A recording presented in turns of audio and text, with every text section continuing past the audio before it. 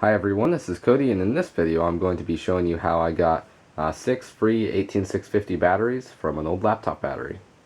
Okay, so the battery, this is just the casing. Now the specs on it say it is, if you can see that, 10.8 volts and 4200 milliamp hours. So I don't know how accurate that is. Now that would mean each one of these cells is 700 milliamp hours. But judging from looking at the code on the cells, these should be Samsung cells, and supposedly they're rated for 2300 milliamp hour, I think. So I don't know. I don't actually have the tester, but they do seem to perform pretty well. Now this laptop battery had, I can't really remember what was wrong with it. There was some reason it was stopped being used. It may have been something to do with this circuit that was inside, so maybe that had just given out or something. But all the batteries, I couldn't really find one that was dead. Maybe I haven't used them, like drained them all. There may be one that drains really fast or something. Or possibly one of the contacts had gone bad in the battery and that was its problem. So you start out with just the battery unopened, and then what you want to do is take a screwdriver and or something. You're gonna need something really fine to find kind of like the seam in the battery, and then basically find that seam and then take your screwdriver and like stick it in the seam and then start prying it open. Now you want to be careful not to jam something in and accidentally puncture a battery, as that would be bad. And you want to do this probably in a, I don't know, it's not really a recommended thing to do, so it's all up to you and at your own risk if you want to try this. But you would want to open up the battery, and then once you get inside, you're going to have this piece which has the circuit board and all the batteries inside. And now this is slightly complicated because you don't want the batteries to go everywhere, because they could start shorting out and then they could catch fire and blow up. So what I did is snip the ribbon cables, and then the batteries are held down with some glue or tape or whatever. Yours may be different. So I kind of stuck a screwdriver. You probably don't want to use a screwdriver to pry them up with. If you have like a plastic screwdriver, that would be perfect. Just something you can stick under to pry them up, because you don't want to ding the finish on them, because then that could also cause shorts. And then this whole thing, including the circuit, would come out of there, and then you then you would just start snipping all the batteries until you have all the connectors off. And you can just pull the little connectors on the ends off with pliers. That's what I did. Now I'm not sure, maybe it's just solder left on there, so I guess I'll try taking the soldering iron and tapping on there quick to get that off on the end caps. But I heard you don't want to like hold the soldering iron on long, because it can ruin the cells, so I don't know.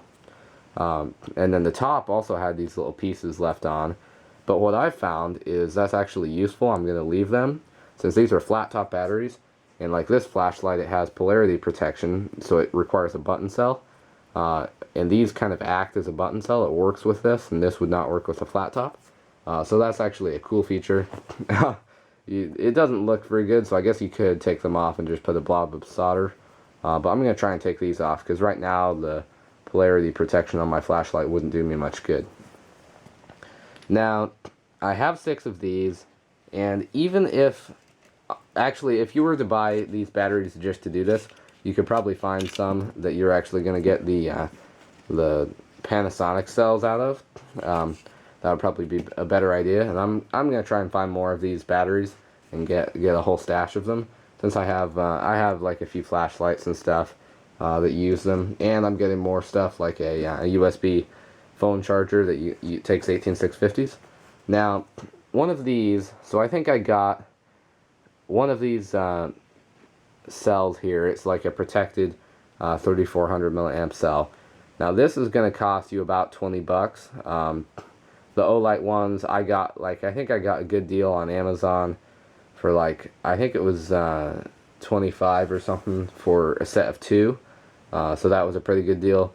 But there's the Olights are honestly my favorite sort. The Nightcores are good, but the Olight is basically a Panasonic cell inside, and then what they, like if you chop into this, you'd find the Panasonic cell, the green, and then they've added a protection circuit, which works really well, and then put this really durable finish on it. So these, they're worth their money, but for stuff like battery chargers for your phone and stuff, they're not really, it's going to be better if you can get a lot for free. And with this light, I'm primarily going to use this, but I have all these backups, so if I was to go on a long trip and there wasn't going to be much sun out, so you couldn't solar charge or anything, those could come in useful. And also just having a lot of batteries is going to be good.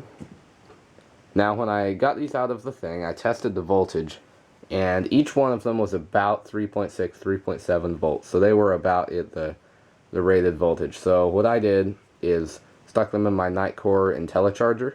I've got the i4, and charged them all the way up. Now, if they were really, really low, like below a volt, you'd probably be better off getting rid of them. But if you were to charge them up, you'd want to charge them really slow to start with. So probably with a more advanced power supply or charger. And if they were too high, then they've been overcharged, and that's not really good. But they should be somewhere around 3.7, or they could just be, you know, at 3 or something. And then what you want to do is charge them up. Now you want to use a smart charger for charging them. You want it to be able to shut off when it gets to, I think it's 4.2 volts is what you charge these to.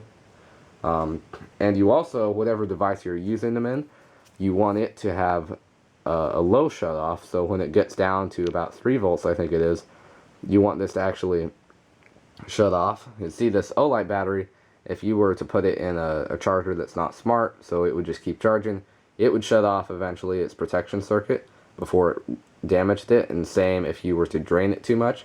Whereas these unprotected cells, you can overdrain them or overcharge them, so you have to have protected devices, basically.